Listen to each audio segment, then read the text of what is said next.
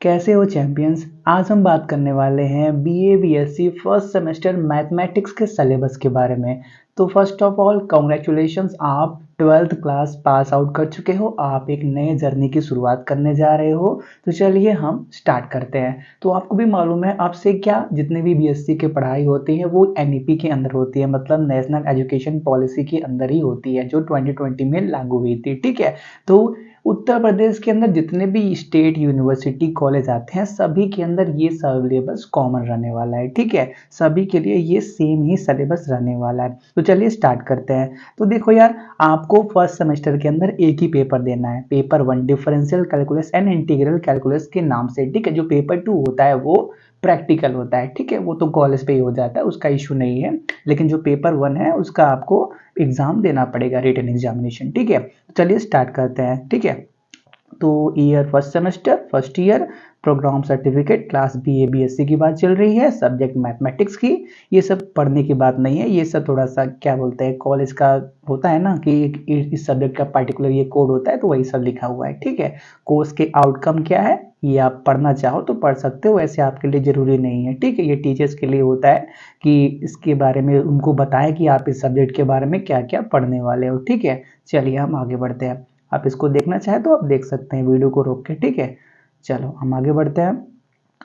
CO4, उसके बाद credit, उसके बाद मैक्सिमम मार्क्स देखो लिखा हुआ है ना, 25 + 75। 75 का आप रिटन एग्जामिनेशन दोगे, 25 मार्क्स प्रैक्टिकल का होगा। ठीक है, प्रैक्टिकल भी होगा, उसी में असाइनमेंट, वाइवा, क्लास टेस्ट वगैरह जितने भी होते हैं ना स्कूल के अंदर, वैसे ही आपके कॉलेज के अंदर ही होने वाले हैं। ठीक है, चलिए स्टार्ट करते हैं।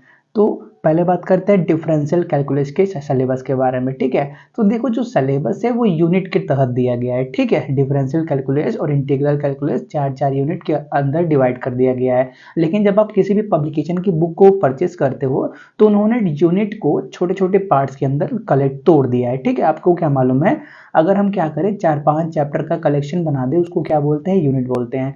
और इसीलिए क्या किया है पब्लिकेशन वालों ने, एक ही यूनिट को छोटे छोटे पार्ट्स में तोड़ दिया है, जिससे पढ़ने में आसानी होती है। ठीक है, और कोई इशू नहीं है। चलिए स्टार्ट करते हैं। तो पहले डिफरेंशियल कैलकुलस के पहले यूनिट के बारे में बात करते हैं। ठीक है, तो पहले यूनिट के अंदर पहले आपको स्टार्ट कहाँ से करना है, introduction to Indian ancient mathematics and mathematician should be included under continuous internal evaluation. ठीक है, तो देखो ये एक क्या बोलते हैं ऑप्शनल चैप्टर होता है। ठीक है, मतलब क्या, भारत के इतिहास में जो ऋषि मुनियों ने मैथमेटिक्स के बारे में ज्ञान अर्जित किया था और जहाँ से ये सब स्टार्ट हुआ था उसके बारे में इस चैप्टर में पढ़ना है। ठीक है, इससे एग्जाम में क्वेश्चन एक आध दो कभी कभार आ जाते हैं, मैक्सिमम टाइम नहीं आते। ठीक है, इसलिए इसको ऑप्शनल में रखा जाता है।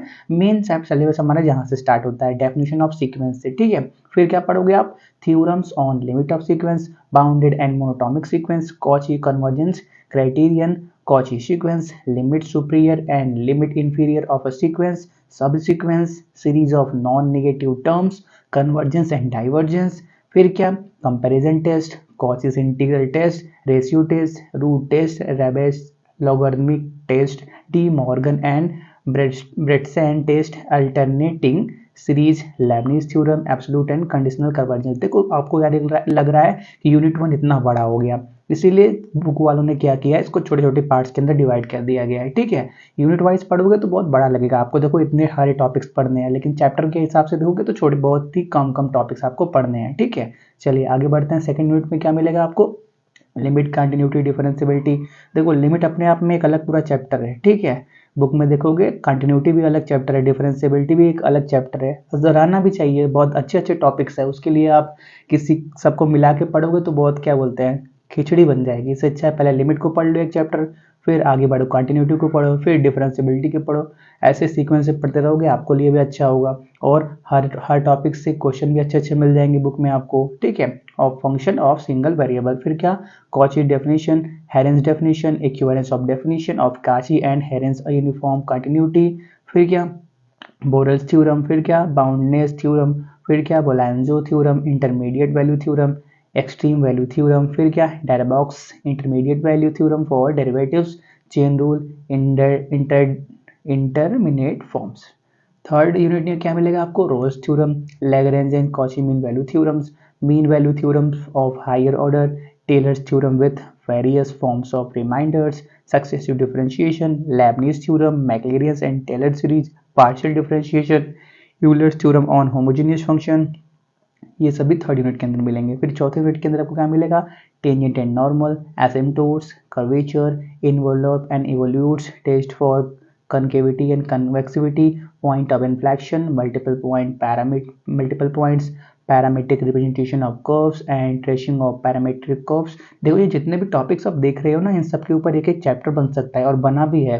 आप बुक के अंदर देखोगे तो टेंजेंट एंड नॉर्मल के ऊपर एक चैप्टर है, एसिम्पटोट्स के ऊपर एक अलग से चैप्टर है, कर्वेचर के अंदर अलग से एक चैप्टर है, इन्वॉल्व एंड इवोल्यूट्स के अंदर अलग से चैप्टर है। ठीक है, ये सभी बस देखने में एक छोटे छोटे पॉइंट्स लग रहे हैं, लेकिन इनके ऊपर पूरा चैप्टर पड़ा हुआ है। ठीक है, tracing of curves in Cartesian and polar forms.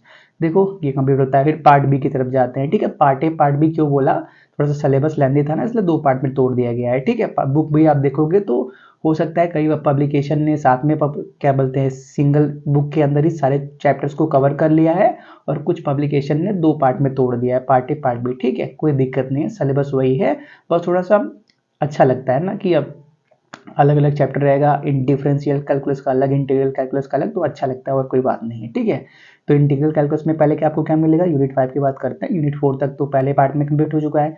पहले क्या मिलेगा, definite integral as a limit of sum, Riemann integral. देखो definite integral as a limit of sum पूरा एक अलग चैप्टर है, रायमन इंटीग्रल पूरा एक अलग चैप्टर ही है। ठीक है, फिर क्या, integrability of continuous and monotonic function, fundamental theorems of integral calculus, mean value theorems of integral calculus, differentiation under the sign of integration, ये भी अलग से चैप्टर मिलेगा आपको। फिर क्या, छठवें यूनिट की बात करते हैं तो improper integral, their classification and convergence, comparison test, mu test, Abel test, Dirichlet's test, quotient test, beta and gamma function.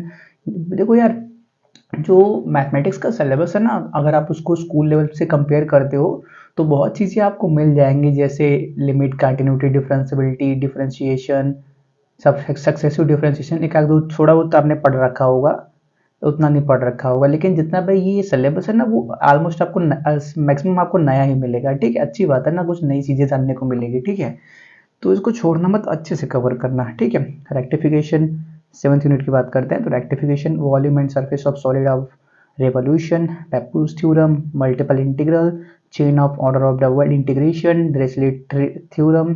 फिर क्या, Liouville's theorem for multiple integrals.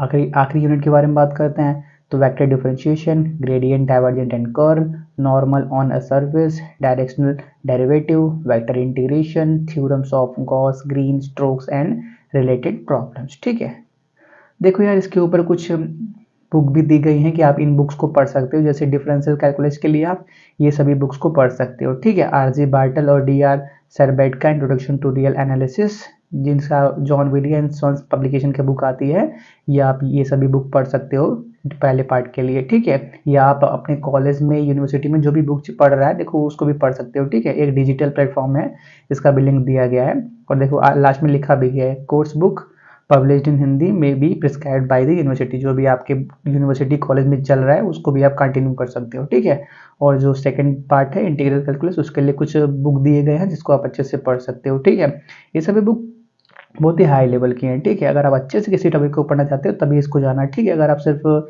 Knowledge क्या बोलते हैं इतना चाहते हो कि हाँ पास हो जाए अच्छा खासा, तो क्या करो, आप जो भी कॉलेज में बुक चल रहा है उसी को कंटिन्यू करो। ठीक है, और उसकी किसी भी टॉपिक के बारे में अच्छा जानकारी चाहिए तो इन सभी बुक्स को आप कंटिन्यू कर सकते हो। ठीक है, तो इसी के साथ फर्स्ट सेमेस्टर का सिलेबस कंप्लीट होता है। हम मिलते हैं आपको किसी और चैप्टर के साथ, हम मिलते हैं आपके कैसे बोलते हैं यार एंडिंग में, चलो ऐसे बोलते हैं। अगर आपको किसी और भी सब्जेक्ट के सिलेबस की ज़रूरत है तो आप हमारे प्लेलिस्ट को ज़रूर कंटिन्यू करिएगा। वहाँ पे आपको first year, second year, third year semester wise अलग अलग सिलेबस के प्लेलिस्ट भी मिल जाएंगे, और हमने बहुत से चैप्टर्स भी कवर किए हैं, आप उनको भी कंटिन्यू कर सकते हो। ठीक है, तब तक के लिए thanks for watching, have a nice day.